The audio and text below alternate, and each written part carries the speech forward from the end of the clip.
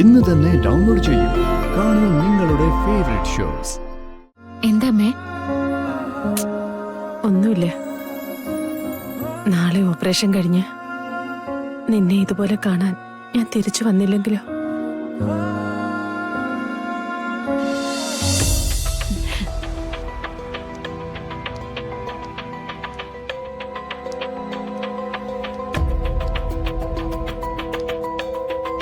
അഭിനസിനി ടെക്സ്റ്റൈൽസിൽ നിന്ന് ഇറങ്ങുമ്പോഴത്തേക്ക് ഗാധമോള് വീണ്ടും വന്ന് അകത്തെ കണ്ടു.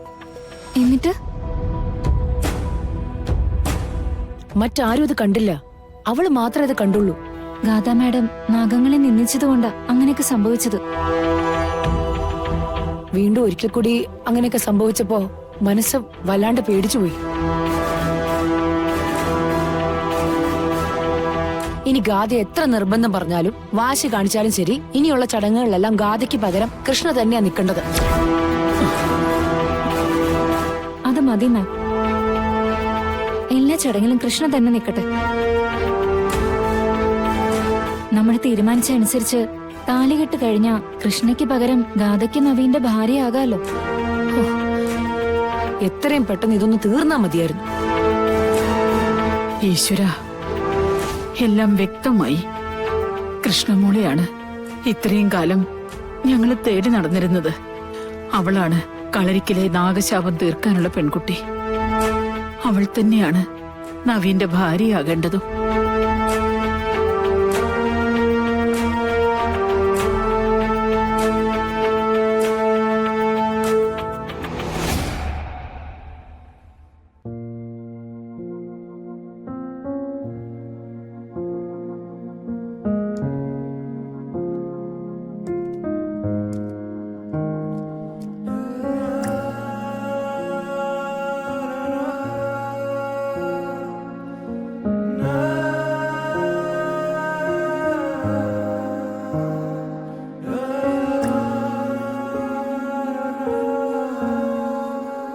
രാത്രി 8 മണിക്ക് മുന്നേ ഭക്ഷണം കഴിക്കണം. അത് കഴിഞ്ഞാൽ പിന്നെ ഒന്നും കഴിക്കാനും പാടില്ല. രാവിലെ 8 മണിക്ക് മുന്നേ ഓപ്പറേഷൻ തിയേറ്ററിലേക്ക് കൊണ്ടുപോകും കേട്ടോ. പേടിക്കണ്ട, 3-4 മണിക്കൂർ കഴിയുമ്പം ഓപ്പറേഷൻ തീരും. നന്നായിട്ട് കിടന്ന് ഉറങ്ങിക്കോളൂ.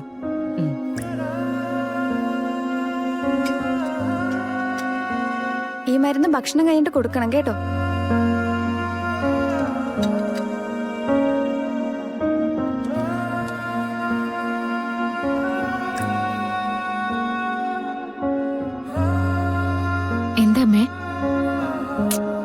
ഒന്നുമില്ല. നാളെ ഓപ്പറേഷൻ കഴിഞ്ഞ് നിന്നെ ഇതുപോലെ കാണാൻ ഞാൻ തിരിച്ചു വന്നില്ലെങ്കിലോ?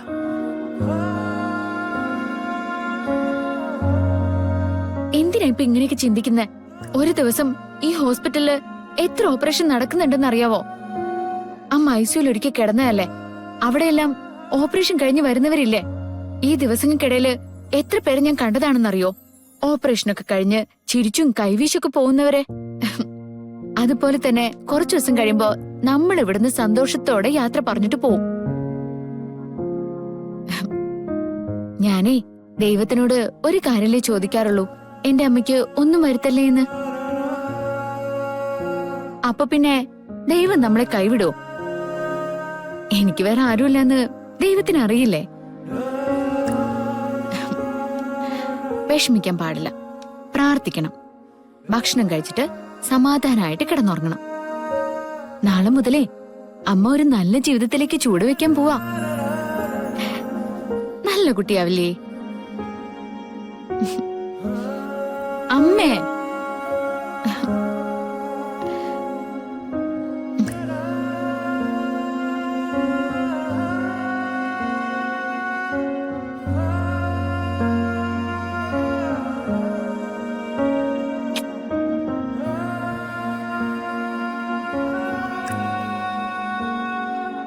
എന്റെ അമ്മയ്ക്ക് ഒന്നും പറ്റില്ല. അമ്മയ്ക്ക് മോളാ കാവലിരിക്കുന്ന.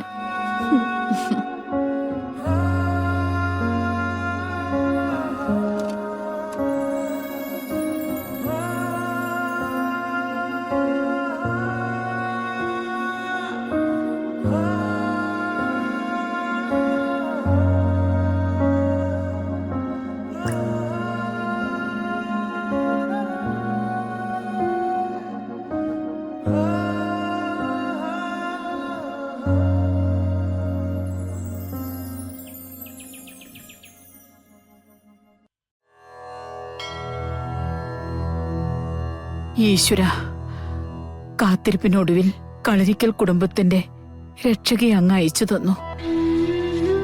പക്ഷേ ഇത്രയും വലിയൊരു മായാജാലം ഒരിക്കലും ഞാൻ പ്രതീക്ഷിച്ചില്ല. ഗാതമോളുടെ അതേ രൂപത്തിൽ ദോഷങ്ങൾ അകറ്റാൻ പോകുന്നൊരു പെൺകുട്ടി. അവൾ ഞങ്ങളിലേക്ക് എത്തിച്ചേർന്നത് ആലോചിക്കുമ്പോ അവിടുത്തെ തീരുമാനങ്ങളെ കൈകൂപ്പി തൊഴാനല്ലാതെ പറ്റില്ല. ഈ കുടുംബത്തിന് ഇനിയൊന്നും സംഭവിക്കില്ല എന്ന അടിയുറച്ച വിശ്വാസത്തിലാ ഞാനിപ്പോ. എല്ലാം മുറയനുസരിച്ച് നടക്കട്ടെ. കളരിക്കൽ തറവാടിനെ ബാധിച്ചിരിക്കുന്ന ശാപം ഇതോടെ പരിപൂർണമായും ഒഴിഞ്ഞു പോട്ടെ. അനുഗ്രഹിക്കണേ ദൈവമേ.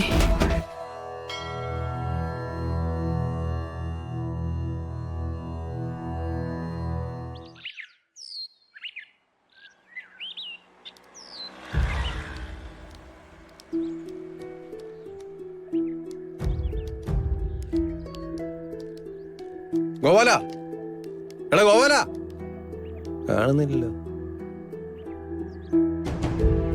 വാ വാ വാ. നമസ്കാരം. ഇത് ഗോപികൃഷ്ണൻ. നിന്നെ ഒന്ന് കാണാൻ വേണ്ടി വന്നാ. ആയിക്കോട്ടെ. ഇത് മൊത്തം എത്ര സെന്റാ? എല്ലാം കൂടെ ഒരു 3.25 സെന്റ് വരും. ഇവിടുന്ന് മുന്നോട്ടുള്ള വഴി നിങ്ങളുടെ ആധാരത്തിൽപ്പെടുന്നതാണോ? ഇല്ല, പക്ഷേ കാലാകാലങ്ങളായിട്ട് പോകുന്ന വഴിയാ. അതൊക്കെ ഒരു ദിവസം മുന്നിലുള്ളവനെ അടച്ചു കെട്ടാലോ. പഴയ കാലമൊന്നും അല്ലല്ലോ. പണ്ടത്തെ കാരണവന്മാര് നീ ഇതിലെ നടന്നു നോക്കിയോ ഗോപാല എന്ന് പറയും. ഇപ്പൊ കച്ചവടം കളിയൊക്കെ പിള്ളേരാ. അവർക്കിത് അടച്ചു കെട്ടാൻ തോന്നിയാ അടച്ചു കെട്ടും. പിന്നെ 3 സെന്റ് ഒരു ബാധ്യതയായിട്ടൊക്കെ കിടക്കും. അങ്ങനൊന്നും വരില്ല സാറേ. സാർ ഒരു നല്ല വില പറഞ്ഞിട്ട് ഇതങ്ങ് എടുത്തോ. സാറിന് നല്ലതേ വരൂ. മുരളി, താൻ എന്നോട് പറഞ്ഞത് സെന്റിന് 10 രൂപ വെച്ചാ. പക്ഷേ എന്റെ ഒരു നോട്ടത്തില് കൂടി വന്ന ഒരു 7, അതിനപ്പുറം പോവില്ല. അയ്യോ സാറേ, അത് ഒരുപാട് കുറവാ. ഞാൻ പറഞ്ഞതിന് എന്തെങ്കിലും ഒന്ന് അഡ്ജസ്റ്റ് ചെയ്യാവുന്നല്ലാതെ. സാറിനറിയാലോ, കുറച്ചു നാൾ കഴിയുമ്പോ ഉണ്ടല്ലോ ഈ ഭൂമിയുടെ വില 2-3 ഇരട്ടിയാകും. എനിക്കങ്ങനെ മനക്കോട്ട കിട്ടുന്ന പരിപാടിയൊന്നുമില്ല. ഞാനിപ്പോ ഇത് കണ്ടു, ഒരു വില അങ്ങോട്ട് പറഞ്ഞു. 7 രൂപയാണെങ്കിൽ എത്രയും പെട്ടെന്ന് കച്ചവടം അങ്ങ് നടത്താം. ക്യാഷായിട്ട് തന്നെ മുഴുവൻ തുകയും തരുകയും ചെയ്യാം. എന്താന്ന് വെച്ചാൽ നിങ്ങൾ ആലോചിച്ചിട്ട് പറയേ. ഞാനിതൊക്കെ ഒന്ന് കണ്ടിട്ട് വരാം. ശരി ശരി, സാർ അവിടെ ഒന്ന് പോയി നോക്കിട്ട് വാ.